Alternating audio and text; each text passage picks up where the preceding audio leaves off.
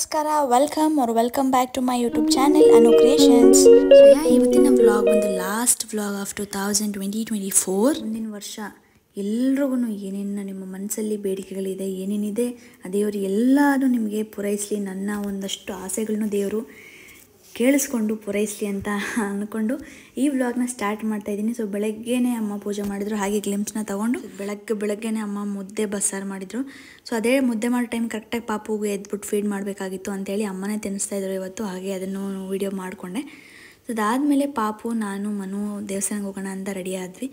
So ನಮ್ಮ ಮನೆ ಹತ್ರ ಇದ್ದಿದ್ದ ನಿಯರ್ ಬೈ ದೇವಸ್ಥಾನಕ್ಕೆ ಹೋಗೋಣ ಅಂತ ಪಾಪುನೂ ಕರ್ಕೊಳೋಕ್ಕೆ ಅಂತ ರೆಡಿ ಮಾಡಿದ್ವಿ. ಅವಳಿಗೂ ಔಟ್ಸೈಡು ಮನೆಯಲ್ಲೇ ಇರ್ತಾಳಲ್ಲ, ಹಂಗಾಗಿ ಔಟ್ಸೈಡ್ ಕರ್ಕೊಂಡೋದ್ರೆ ಸ್ವಲ್ಪ ಒಂದು ಅವ್ರಿಗೂ ಒಂದು ಮೈಂಡ್ ಫ್ರೀ ಆಗುತ್ತೆ. ಸೊ ಒಂದು ಸ್ವಲ್ಪ ಎಲ್ಲೂ ಬೇರೆ ಕಡೆ ಎಲ್ಲೂ ಹೋಗಲ್ಲ, ದೇವಸ್ಥಾನಕ್ಕೆಲ್ಲ ಹೋಗಿ ಬರೋಣ ಅಂಥೇಳಿ. ಸೊ ಅವಳು ತುಂಬಾ ಚೆನ್ನಾಗಿ ಎಂಜಾಯ್ ಮಾಡಿಕೊಂಡು ಕಾರಲ್ಲಿ ಹೋಗ್ಬೇಕಾದ್ರೆ ಒಂದು ಮೈಂಡ್ ಚೆನ್ನಾಗಿ ಅವಳಿಗೂ ಎಲ್ಲ ಬೇರೆಯದನ್ನೆಲ್ಲ ನೋಡಿಕೊಂಡು ಹೊಸ ಕಾಣಿಸ್ತಾ ಇರುತ್ತೆ, ಹೊಸ ಥರ. ಸೊ ಗಾಡಿಗಳನ್ನ ಇದನ್ನೆಲ್ಲ ನೋಡ್ಕೊಂಡಿದ್ಲು. ದೇವಸ್ಥಾನ ದರ್ಶನ ಎಲ್ಲ ಚೆನ್ನಾಗಾಯಿತು. ಅದಾದಮೇಲೆ ಮನೆಗೆ ಬಂದ್ವಿ. ಚಾಮಿ ಏನಂತ ಕೇಳಿದೆ? ಇವಾಗ ಚೆನ್ನಾಗಿ ಹಂಗೆ ಹಿಂಗೆ ಅಂತ ಹೇಳೋದು, ಸ್ಮೈಲ್ ಮಾಡೋದು, ಜಾಸ್ತಿ ನಗಿಯೋದು ಅಂತೆಲ್ಲ ಮಾಡ್ತಾಳೆ. ಸೊ ನನಗೆ ಅದೆಲ್ಲ ಕ್ಯಾಪ್ಚರ್ ಮಾಡ್ಕೋಬೇಕು, ಆದಷ್ಟು ಪಕ್ಕಾ ಮಿಸ್ ಮಾಡಿದೆ. ನೀವು ತುಂಬ ಜನ ನನಗೆ ಇನ್ಸ್ಟಾಗ್ರಾಮಲ್ಲಿ ಆಗಿರ್ಬೋದು, ಯೂಟ್ಯೂಬಲ್ಲೇ ಒಂದು ಸ್ವಲ್ಪ ಜನ ಕೇಳ್ತಾ ಇದ್ದೀರಾ, ಯಾವಾಗ ನೀವು ಫೇಸ್ ರಿವೀಲ್ ಮಾಡ್ತೀರಾ ಹಿಂಗೆ ಅಂತೇಳಿ. ಸೊ ಫೇಸ್ ರಿವೀಲ್ ಅಂತ ಹೇಳೋದಕ್ಕಿಂತ ದೃಷ್ಟಿ ಆಗುತ್ತೆ, ಇನ್ನೊಂದಾಗುತ್ತೆ, ಮತ್ತೊಂದು ಅಂತ ನನ್ನ ಮೈಂಡಲ್ಲಿ ಯಾವುದೇ ರೀತಿ ಅಂತಿಲ್ಲ. ಬಟ್ ನಮ್ಮ ತಂದೆ ತಾಯಿ ಆಗಿರ್ಬೋದು, ಮನು ಅವ್ರ ತಂದೆ ತಾಯಿ ಆಗಿರ್ಬೋದು, ಅವರು ಚಿಕ್ಕ ಪಾಪುಗೆ ಯಾಕೆ ಫೋಟೋಸ್ ಎಲ್ಲ ಹಾಕೋದು ಹಂಗೆ ಅಂತ ಹೇಳಿದಾಗ ನನಗೂ ಅಂತ ಅನ್ಸುತ್ತೆ, ಯಾಕೆ ಚಿಕ್ಕ ಪಾಪುಗೆ ಹಾಕೋದು ಅಂತೇಳಿ. ಅದು ಬಿಟ್ಟರೆ ಬೇರೆ ಯಾವ್ದು ದೃಷ್ಟಿ ಆಗುತ್ತೆ ಅದು ಇದು ಅಂತ ನಾನು ಯಾವುದು ಅಂದ್ಕೊಳಲ್ಲ. ಸೊ ನಾನು ನೆಕ್ಸ್ಟ್ ವರ್ಷ ಪಕ್ಕ ಮಿಸ್ ಮಾಡಿದೆ, ನಮ್ಮ ಪಾಪುನ ರಿವೀಲ್ ಮಾಡೇ ಮಾಡ್ತೀನಿ. ಬಿಕಾಸ್ ಇದು ಇವಾಗ ಹೆಂಗಾದರೂ ಈ ವರ್ಷ ಆಗೇ ಹೋಯ್ತು. ಸೊ ಜಾಸ್ತಿ ಲೇಟ್ ಮಾಡೋಕೆ ಹೋಗಲ್ಲ, ಬೇಗ ಅಮ್ಮನಪ್ಪ ನಾನು ಡೈಲಿ ಅದನ್ನೇ ಕೇಳ್ಕೊತಾ ಇರ್ತೀನಿ. ವಿಡಿಯೋ ಎಡಿಟ್ ಮಾಡಬೇಕಾದ್ರೆ ಎಲ್ಲ ಕೇಳ್ತಾ ಇರ್ತೀನಿ, ಅಮ್ಮ ನಾನು ಈ ಟೈಮಲ್ಲಿ ಪಾಪುನ ಫೇಸ್ ರಿವೀಲ್ ಮಾಡ್ತೀನಿ ಹಂಗೆ ಅಂತ ಹೇಳ್ತಾ ಇರ್ತೀನಿ. ಸರಿ ಅಮ್ಮ ಅವಾಗ ಬೇಡ ಇವಾಗ ಬೇಡ ಅಂತ ಇರ್ತಾರೆ, ಆದರೂ ನೈಸ್ ಮಾಡ್ಕೊಂಡು ಏನೋ ಮಾಡ್ತಾ ಇರ್ತೀನಿ. ಸೊ ಅವಳು ಇವಾಗಂತೂ ತುಂಬಾ ಮಾತಾಡೋದು ಕಲ್ತ್ಬಿಟ್ಟಿದ್ದಾಳೆ. ಆ ಜೊಲ್ ಸೋರ್ಸೋದು, ಭೂ ಭೂ ಅಂತ ಅನ್ನೋದು ಎಲ್ಲ ಜಾಸ್ತಿ. ಅಮ್ಮ ತರ ಏನ್ ಬೇಕು ಮಗುಗೆ ಏನ್ ಬೇಕು? ಚುನಿ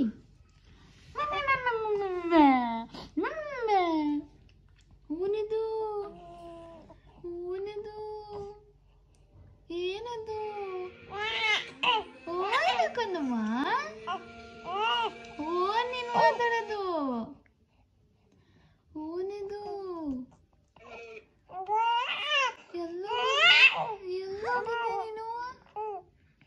ಎಲ್ಲೋಗಿದ್ದೆ ಓನೇದು ಮುಂಗಡಿ ಅಷ್ಟೇ ಮಾತಾಡ್ ಬಿಕ್ಕು ಕೇಳ್ಕೊಂತ ಸಾಕಾಯ್ತು ನಮ್ಮ ಪಾಪುಗೆ. ಬಿಕ್ಕು ಕೇಳ್ಕೊಂತ ಏನ್ ಬೇಕಮ್ಮ ಚುರಿಗೆ? ಏನ್ ಬೇಕು ಚುರಿ? ಏನು 2024 ಇಸ್ ಲೈಫ್ ಚೇಂಜಿಂಗ್ ಇಯರ್ ನನಗೆ, ಎಸ್ಪೆಷಲಿ ಬಿಕಾಸ್ ಜಾನ್ ಫಸ್ಟ್ ಮಂತಲ್ಲೇ ನನಗೆ ನನ್ನ ಪ್ರೆಗ್ನೆನ್ಸಿ ಅಂತ ನನಗೆ ಗೊತ್ತಾಯಿತು. ಸೊ ಪೂರಾ ಡಿಸೆಂಬರ್ ತನಕನೂ ಅಷ್ಟೇ ನಾನು ತುಂಬಾ ಎಂಜಾಯ್ ಮಾಡಿದ್ದೀನಿ, ತುಂಬ ಕಲ್ತಿದ್ದೀನಿ, ತುಂಬ ಒಂದು ಅಚೀವ್ಮೆಂಟ್ಸ್ ಆಗಿದೆ. ಸ್ವಲ್ಪ ನ್ಯೂ ಬಿಗಿನಿಂಗ್ಸ್ ಆಗಿರ್ಬೋದು, ಪಾಪುನ ವೆಲ್ಕಮ್ ಮಾಡಿದ್ದು ನಮ್ಮ ಲೈಫ್ಗೆ. ಸೊ ನಾನು ಮದರ್ ಪೇಸ್ಗೆ ಎಂಟರ್ ಆಗಿದ್ದು, ಸೊ ಇದೆಲ್ಲ ಒಂದು ತುಂಬಾ ಖುಷಿ ಕೊಟ್ಟಿದೆ ನನಗೆ. ದಿಸ್ ಇಯರ್ ಏನಿದೆ, Joy, gratitude, happiness, love, care ಎಲ್ಲ ಒಂದು ಬೇಸಸ್ನ ನಾನು ಎಂಜಾಯ್ ಮಾಡಿದ್ದೀನಿ. ಬಿಕಾಸ್ ಪ್ರೆಗ್ನೆನ್ಸಿ ಟೈಮಲ್ಲಿ ಎಲ್ಲರದು ಕೇರ್ ಆಗಿರ್ಬೋದು, ಆ ಲವ್ ಅಫೆಕ್ಷನ್ ಆಗಿರ್ಬೋದು ತುಂಬಾ ಚೆನ್ನಾಗಿ ನನಗೆ ಸಿಕ್ಕಿದೆ. ಪೋಸ್ಟ್ ಪ್ರೆಗ್ನೆನ್ಸಿ ಅಂತೂ ಇದಕ್ಕಿಂತ ಡಬಲ್ ಆಗಿದೆ.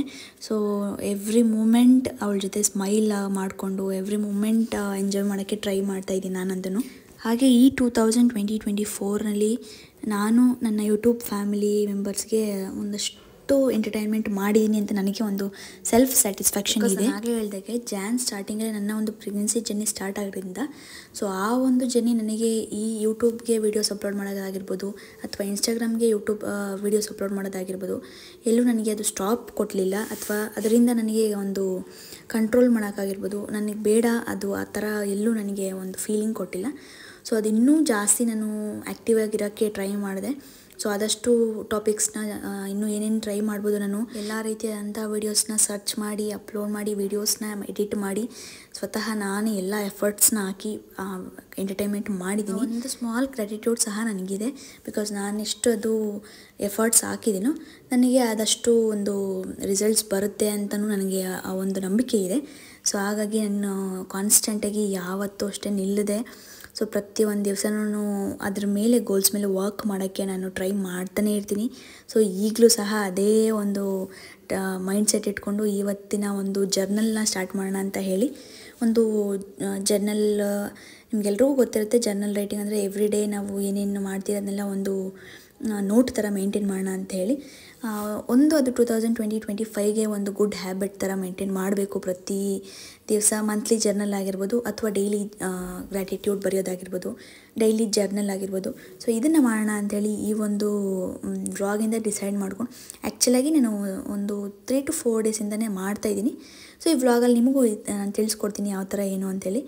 ಸೊ ನಾನು ಮಂತ್ಲಿ ಟ್ರ್ಯಾಕರ್ದು ಜರ್ನಲ್ ಸಪ್ರೇಟಾಗಿ ಮೇಂಟೈನ್ ಮಾಡಿದೆ, ಹಾಗೆ ಡೈಲಿ ಜರ್ನಲ್ಲು ಒಂದು ಪೇಜಲ್ಲಿ ಡೈಲಿ ಜರ್ನಲ್ದು ಸಪ್ರೇಟಾಗಿ ಮಾಡಿಕೊಂಡು ಅದರ ಕೆಳಗಡೆ ಡೈಲಿ ಗ್ರ್ಯಾಟಿಟ್ಯೂಡ್ ಅಂದರೆ ನಾನು ಇದು ಡೈಲಿ ಗ್ರ್ಯಾಟಿಟ್ಯೂಡ್ ಜರ್ನಲನ್ನು ಸಹ ನಾನು ಮೇಂಟೈನ್ ಮಾಡಿದೆ.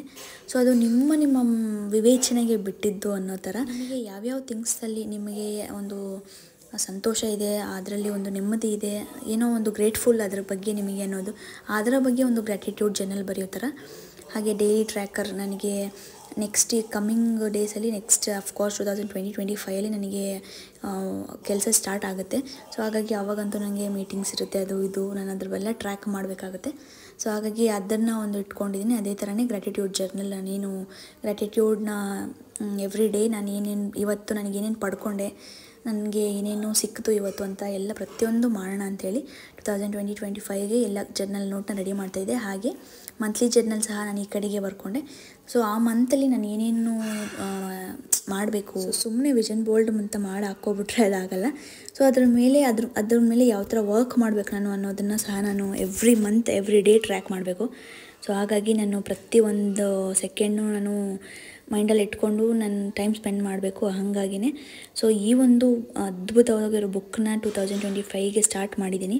ಸೊ ಆಲ್ಮೋಸ್ಟ್ ನಾನು 2025ಗೆ ಸ್ಟಾರ್ಟ್ ಮಾಡ್ತೀನಿ ಅಂತಂದರೆ ಅದು ಯಾವತ್ತೂ ಏನೂ ಆಗಲ್ಲ. ನಾನು 5 ಡೇಸಿಂದ ಸ್ಟಾರ್ಟ್ ಮಾಡಿದ್ದೀನಿ ಬುಕ್ ಓದೋಕ್ಕೆ. Per day at least 5 page book ಆದರೂ ಓದಬೇಕು, ಅದು ಎಷ್ಟೇ ಕಷ್ಟ ಆದ್ರೂ ಓದಬೇಕು ಅಂತ ಒಂದು ಡಿಸೈಡ್ ಮಾಡಿದ್ದೀನಿ. ಸೊ ಅದನ್ನು ನಾನು 2025ಗೆ ಮಾಡಬೇಕು ಅಂತೇನಿಲ್ಲ, ಒಂದು ಅದೇ ಹೇಳಿದ್ನಲ್ಲ 5 ಡೇಸ್ ಬಿಫೋರಿಂದನೇ ಮಾಡ್ಕೊಂಡು ಬರ್ತಾರೆ, ಅದೇ ನನಗೆ ಕಂಟಿನ್ಯೂಸ್ ಆಗಿ ಪ್ರಾಕ್ಟೀಸ್ ಆಗುತ್ತೆ ಅಂತೇಳಿ ಡಿಸೈಡ್ ಮಾಡಿಕೊಂಡು ಈ ಒಂದು ಬುಕ್ ಚೂಸ್ ಮಾಡಿದೆ. ನಾನು ಆಲ್ಮೋಸ್ಟ್ ಅದೇ ಹೇಳಿದ್ನಲ್ಲ 5 ಡೇಸ್ ಓದಿದ್ದೀನಿ, ಒಂದು ಸ್ವಲ್ಪ ಪೇಜಸ್ ಓದಿದ್ದೀನಿ, ಬಟ್ ಸಿಕ್ಕಾಪಟ್ಟೆ ಇಂಟ್ರೆಸ್ಟಿಂಗ್ ಆಗಿದೆ. ನನಗೆ ಓದ್ತಾಯಿದ್ರೆ ತುಂಬ ಇಂಟ್ರೆಸ್ಟ್, ಅಂದರೆ ನಿದ್ದೆ ಬರುತ್ತೆ, ಬುಕ್ಸ್ ಓದಬೇಕಾದ್ರೆ ಎಂಥವ್ರಿಗೂ ನಿದ್ದೆ ಬರುತ್ತೆ ಸ್ವಲ್ಪ ಸ್ಟಾರ್ಟಿಂಗಲ್ಲಿ. ಸೊ ಈ ಬುಕ್ಕು ತುಂಬಾ ಇಂಟ್ರೆಸ್ಟಿಂಗ್ ಆಗಿದೆ, ನಿದ್ದೆ ಬರ್ಸಲ್ಲ.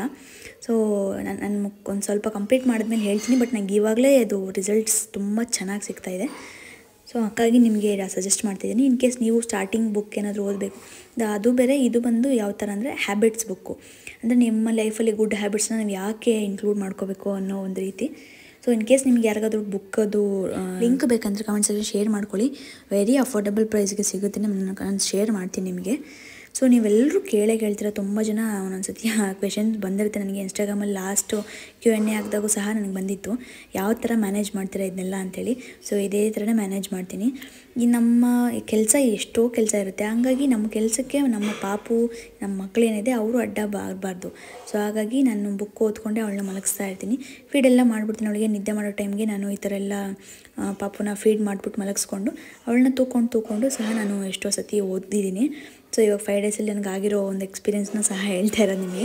ಸೊ ಒಂದೊಂದು ಸತಿ ಅವಳು ನಿದ್ದೆನೇ ಮಾಡ್ತಾರಲ್ಲ, ಆವಾಗ ಅವಳನ್ನ ಹೆಗಲ ಮೇಲೆ ಹೊತ್ಕೊಂಡು ಹಿಂಗೆ ಅವಳಿಗೆ ಜೋಗಜೋಲಿ ಆಡಿಕೊಂಡು, ಅಂದರೆ ಹಿಂಗೆ ತಟ್ಕೊಂಡು, ಸೊ ಅವಳನ್ನ ಮಲಗಿಸ್ತಾ ಹಂಗೇ ಓದ್ಕೊಂಡು ಸ್ವಲ್ಪ ಹೆಂಗೋ ಒಂದು 5 ಪೇಜ್ ಕಂಪ್ಲೀಟ್ ಮಾಡಬೇಕು ಅಂತ ಒಂದು ಮಿಷನ್ ಏನಿದೆ.